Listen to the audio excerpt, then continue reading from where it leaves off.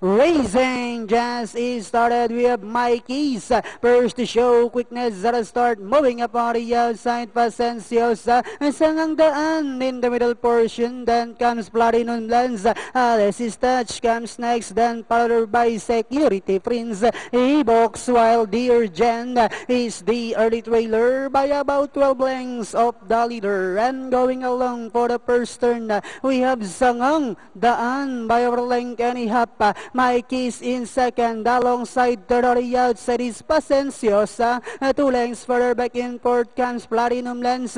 Moving up now on the outside, Security Prince. Alexis Touch in the middle portion. E-Box, while Dear Jen is still running at the tail of the field. Back to the leader, we have Sangang Daan. Moving up now on the outside is Pasenciosa. Mikey's is down on the inside third. Then comes Security Prince. Platinum Lens is running by the rail. E-Box, then followed her by Alexis Touch, while Dear Jen is still running at the tail of the field. And Diana entering the home stretch. We have Pasenciosa. Mikey's is down on the inside.